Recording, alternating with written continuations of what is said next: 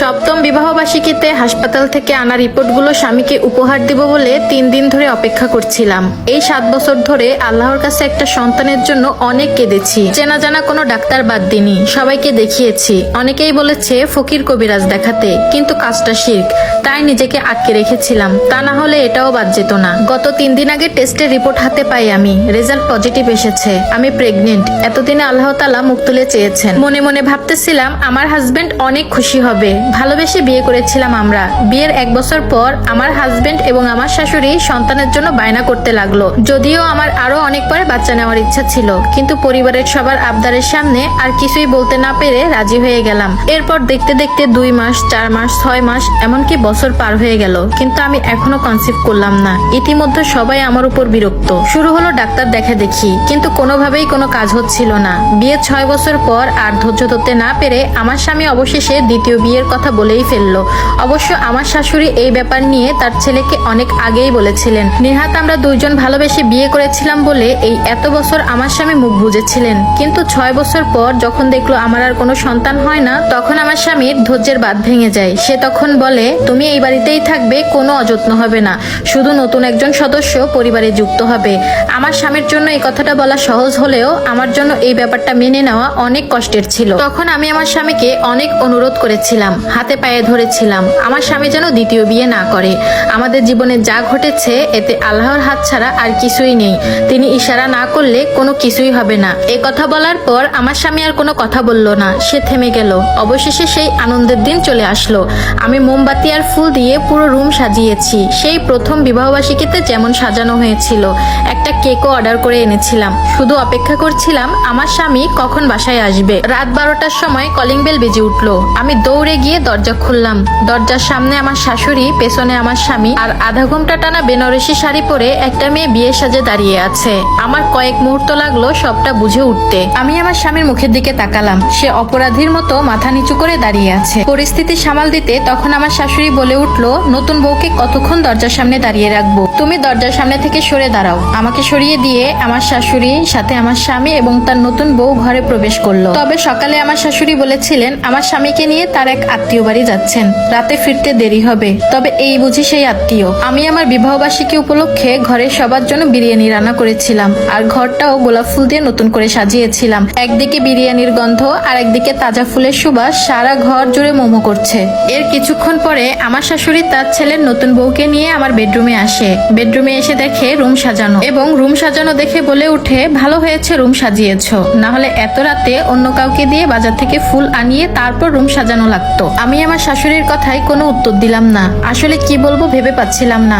কারণটা তো আমি জানি, আমার স্বামীর সাথে আমার শাশুড়ি একটা সন্তানের জন্য কতটা উৎসুক ছিলেন। তবে আমার স্বামীর মুখে মাঝে মাঝে দ্বিতীয় বিয়ের কথা শুনলে আমি খুব কষ্ট পেতাম, খুব ভয় পেতাম। মনে মনে ভাবতাম, অনেকেই তো অনেক কথা বলে, একটা সন্তানের জন্য কেউ আবার দ্বিতীয় বিয়ে করে নাকি? আর যাই হোক, আমরা তো ভালোবেসে বিয়ে করেছি, আমার স্বামী আমাকে কখনো ঠকাবে না। কিন্তু হায় আফসোস, আমার সব ধারণা ভুল প্রমাণ করে দিয়ে আমার স্বামী নতুন করে বিয়ে করে আনলো। নতুন বউকে রুমে রেখে আমার স্বামী আমার পাশে ড্রয়িং রুমে এসে বসলো, আর এসে কিছুটা অপরাধীর মতো মাথা নত করে বলল, তোমার এই বাড়িতে কোনো কষ্ট হবে না, তোমার সব চাহিদা আমি পূরণ করব। এ কথা বলে সে আমার রুমে চলে গেল। কিন্তু আজকে আমি আমার রুমে নেই, আজকে আছে তার নতুন বউ। এর মাঝে আমার শাশুড়ি একবার আমাকে ডেকে গেছেন। তিনি বললেন, আজকে ওই রুমে রাকিব আর তার নতুন বউ ঘুমাবে, তুমি এসে আমার পাশে ঘুমাও। এই কথা শুনে মনে মনে ভাবতেছিলাম, আজ ওই রুমে নতুন বউ আছে, কালকে কি থাকবে না, পরশু কি থাকবে না? তাহলে আমি সারাটা জীবন কোথায় ঘুমাবো? এভাবে তো আর জীবন চলবে না। সারা রাত ফুপিয়ে ফুপিয়ে কান্না করেছি।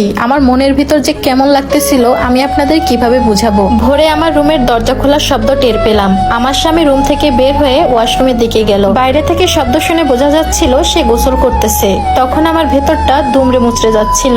তখন সাথে সাথে আমি আমার রুমে ঢুকলাম। রুমের হাফসা আলোয় বোঝা যাচ্ছে নতুন বউ ঘুমাচ্ছে। কোনো শব্দ না করে আমি আমার ওয়ার্ড্রপ খুললাম। ড্রয়ার থেকে কিছু প্রয়োজনীয় জিনিস গুছিয়ে নিয়ে বাইরে চলে আসলাম। রাতে অনেক চিন্তা করেছি, আমি আর এ বাসায় এক মুহূর্তও থাকবো না। কারণ নিজের স্বামীকে অন্য একটা মেয়ে স্বামী বলে ডাকতেছে, আমার স্বামী অন্য একটা মেয়েকে আদর করতেছে, এ আমি কখনো সহ্য করতে পারবো না নিজ চোখে। তবে বেরিয়ে আসার আগে আমি আমার স্বামীর উদ্দেশ্যে একটা চিঠি লিখে আসি, কারণ আমি জানি সকালেই সে রান্নাঘরে আসবে আমার সাথে দেখা করতে, আমার হাতের 1 কাপ চা খেতে। সে হয়তোবা আজকে আমাকে জড়িয়ে ধরে কিছুটা অনুতপ্ত হবে। তার আগে একটু সময় নিচ্ছি, আমার হাতে আছে এখন অনেক অনেক কালারফুল ক্যান্ডেল। এই ক্যান্ডেল দেখতে যেমন সুন্দর তেমন কিন্তু ইউনিক। এই যে দেখেন এত সুন্দর ক্যান্ডেল কিন্তু আপনি আপনার বিবাহবার্ষিকীতে অর্ডার করতে পারেন। তাছাড়া যে কোনো বার্থডে বা যে কোনো অকেশনে আপনি নিতে পারেন। আর এই এত সুন্দর সুন্দর কালারফুল ক্যান্ডেলগুলো আমি নিয়েছি ক্যান্ডেলস বা ইভা ফেসবুক পেজ থেকে। আমি তো আমার মতো কাস্টমাইজ করে নিয়েছি, আপনারাও কিন্তু আপুর কাছ থেকে এভাবে কাস্টমাইজ করে নিতে পারেন। আমি আপুর পেজটা ক্যাপশনে ট্যাগ করে দিব,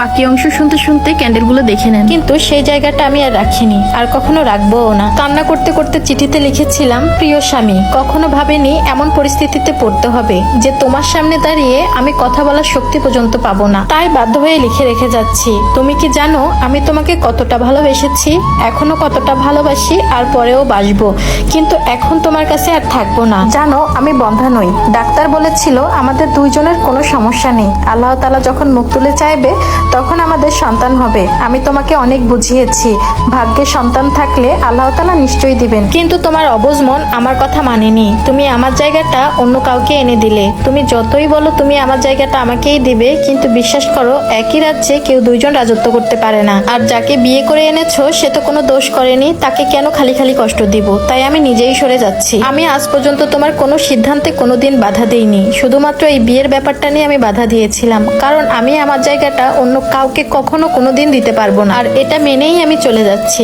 আর হ্যাঁ, প্রেগন্যান্সি রিপোর্টটা আমি রেখে গেলাম।